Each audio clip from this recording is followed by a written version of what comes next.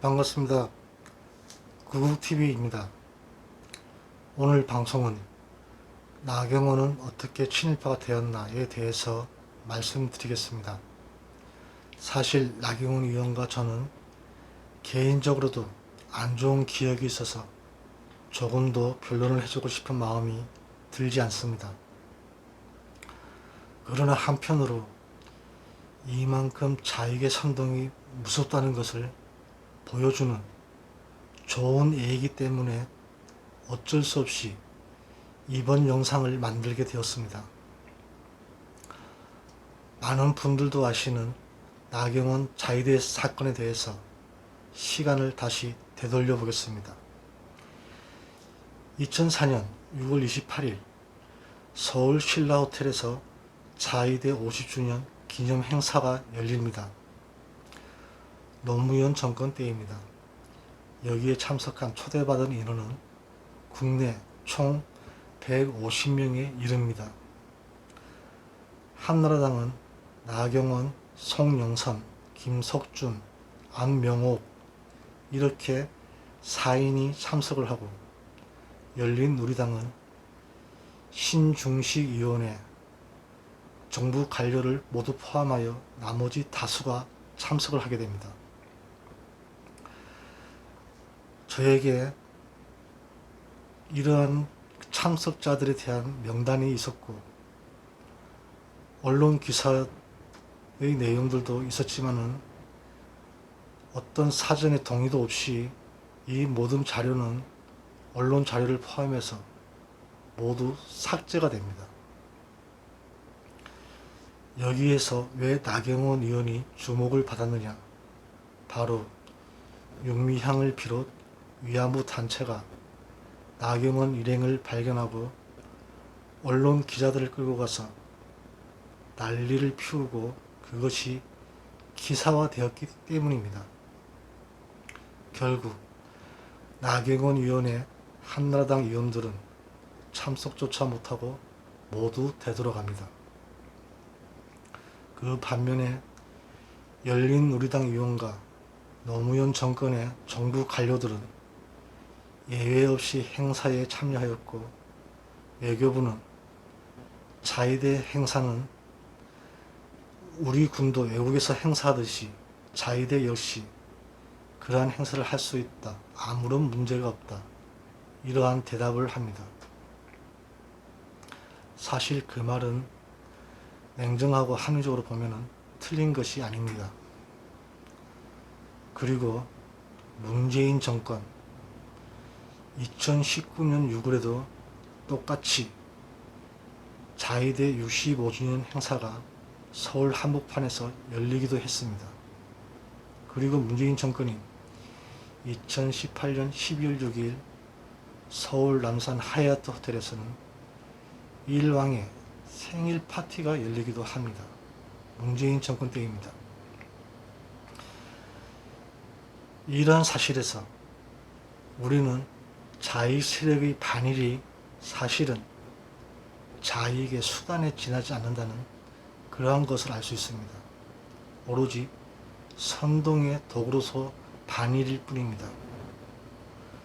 또 놀라운 것은 이명박 정권 때인 2008년 8월에 6일, 7일 이틀간을 CBS가 의뢰하여 리얼미터가 독도는 어느 나라 땅인가 하는 여론조사를 하게 됩니다. 이 조사에서 독도는 한국 땅이라는 의견은 98.2%였습니다. 오직 1.2%만이 독도는 일본 땅이란 대답을 하였습니다. 그리고 모른다는 응답은 0.6%였습니다. 하지만 충격적으로 이러한 여론과는 다르게 전남 강주는 무려 5.4%가 독도를 일본 땅이라고 대답을 합니다. 그리고 전북은 무려 9.1%가 독도는 일본 땅이라고 대답을 하였습니다. 자익 성향이 호남 다음으로 높은 지역은 대전 충청입니다.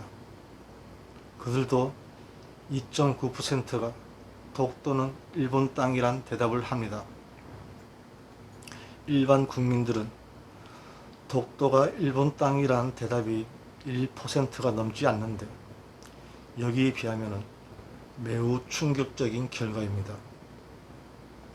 또 같은 설문조사에서 대마도를 대상으로 한 똑같은 질문에 대마도가 한국 땅이란 대답이 57.6%였는데 민주노동당 지지자들은 반대로 60.5%가 대마도는 일본 땅, 진보신당은 그 뒤를 이어서 48.4%가 대마도는 일본 땅이란 대답을 합니다. 대마도가 한국 땅이란 대답은 진보신당 대답을 한 사람들 중에서는 28.1%에 지나지 않았습니다. 왜 이런 일이 벌어지는지 그 당시로 들어가서 분석을 해보았습니다. 1998년 김대중 정권에서 신한일 협정 이후로 계속된 논란에 이명박 정권에 이르러서 2008년 일본은 교과서에 독도를 자국 영토로 표기를 했습니다. 그리고 강하게 독도가 일본 땅이라고 그 영유권을 주장합니다. 사실 여기에는 신한일 협정 이후 노무현 정권까지 10년 안에 이의를 제기할 수 있는 기간이 있었습니다. 유예 기간이었습니다. 그 유예 기간 동안에 노무현 정권은 이를 방치하고 이의를 제기하지 않았습니다. 이를 두고 역사를 좀 아는 자익 세력들은 이명박도 강도 협약 100년이 지나도록 이의를 제기하지 않아서 중국의 실효적 지배를 묵인했다. 이렇게 맞불을 놓았습니다. 100년 실효설은 사실 국제법적으로 아무런 의미가 없는 일입니다. 영국도 300년간을 지배하던 인도를 우리의 독립보다 늦은 1947년에 이르러 독립을 시켰습니다. 그리고 간도는 북한을 사이에 둔 그러한 특수성, 또 일제시대 국권을 강탈당하고 청일이 불법으로 맺은 조약입니다. 아무튼 일본이 2008년 이명박 정권에 이르러 독도가 자기의 영토임을 강력하게 주장하는데 노무현의 이의 제기가 없었다는 그러한 사실로 가루가 되도록 신나게 까였습니다.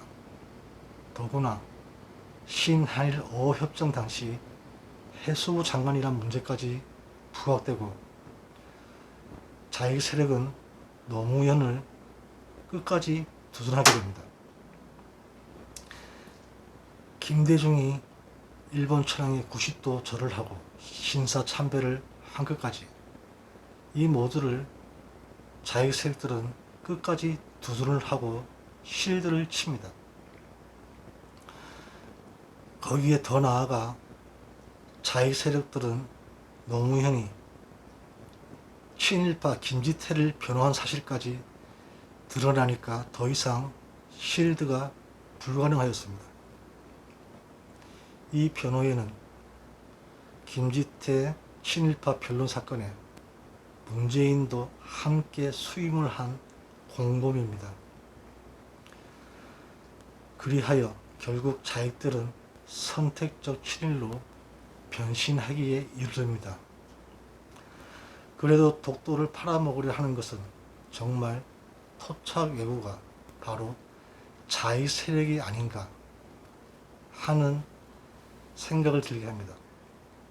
그 당시 더불어는 거의 친일파 후손으로 가득했고 이들이 친일 청산을 하겠다고 오히려 난리를 치다가 뒤에 친일파인 것이 드러나서 전 국민들에게 충격을 주었습니다.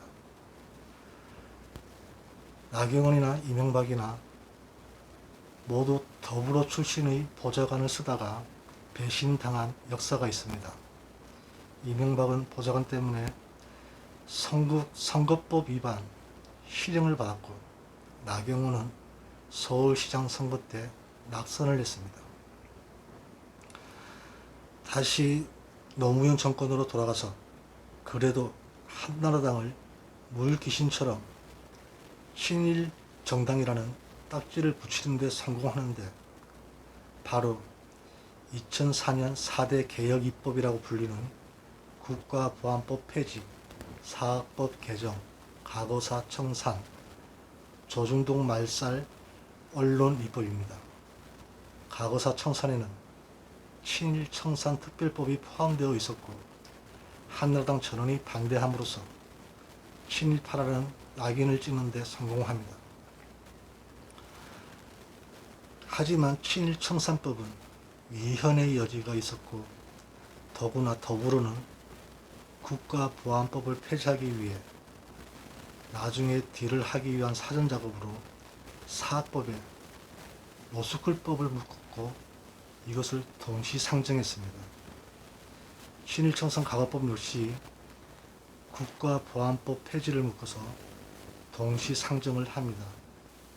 동시상정이란 것은 친일청산 과거사법을 통과시키려면 국가보안법 폐지가 안 되면은 그 법을 상정할 수 없도록 일갈타기라는 것입니다. 어느 하나의 양보도 없이 친일청산법에 서명하려면 국가보안법도 동시에 폐지해야 하는 그러한 일갈타결을 끝까지 밀어붙였습니다. 결국 국가보안법을 걸레로 만들고 양보하는 선에서 서로가 합의하게 되었고, 따라서 친일청산특별법도 같이 통과하게 되었습니다. 하지만 이 이후로 한나라당은 빠짐없이 친일재산 한수 특별법은 모두 반대하였다는 그러한 친일파 딱지를 안게 되었습니다. 물론 국가보안법을 지켰다는 것, 노득이로 만들어졌지만 그 공은 한나라당이 잘 싸워서가 아닙니다. 당시에도 거대 여당이던 열린우리당 내에서도 절반에 가까운 인원이 국가보안법 철폐에 반대하는 입장이었기 때문입니다. 당시에 애국단체와 국민들의 반대 또한 너무나 대단하였기에 눈치를 보지 않을 수 없었습니다. 사실 진정한 친일파는 국가보안법 폐지를 친일청산특별법과 동시 상정한 열린우리당의 몫이어야 했습니다. 이런 더러운 짓들을 통해서 한결같이 무능한 한나라당과 구심점도 없이 사분오열된 외국 보수 세력이 그 책임이 일 정도는 있는 것입니다. 그리고 나머지 구는 정권에 기생하는 언론의 책임입니다. 이러한 예를 다 들자면 장편의 다큐멘터리를 만들어도 부족합니다. 몇 가지 예를 들면, 세월호 때는 서남수 장관이 박준영 전남도지사가 같이 식사를 하자면서 권유로 같이 식사를 하면서 받은 컵라면 때문에 만류하다가 그 받아들고 식사를 한 그 컵라면이 황제라면이라고 언론의 문매를 맞고 반세호 현장을 지킨 장관에게 사과와 함께 장관직에서 물러나도록 하였습니다. 이것도 언론의 농간이고 마녀 사냥입니다. 또 여기서 다른 예를 들어보겠습니다.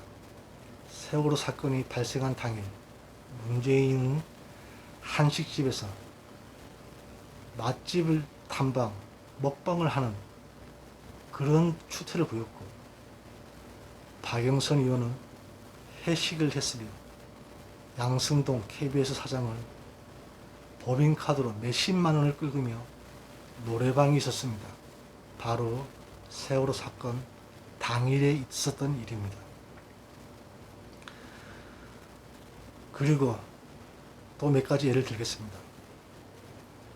태극기 집회가 한창이던 시기 김종수 군산시 의원은 태극기 집회에 새누리당이 집회 알바를 동원했다면서 돈 봉투를 뿌리는 동영상을 올립니다. 언론도 어김없이 이에 동참했습니다. 그리고 확산하여 퍼져나갔죠. 나중에 밝혀진 사실은 이 동영상은 더불어민주당 장성민이 장충동에서 열었던 북콘서트에서 알바들에게 돈 봉투를 돌렸던 그러한 영상이었습니다.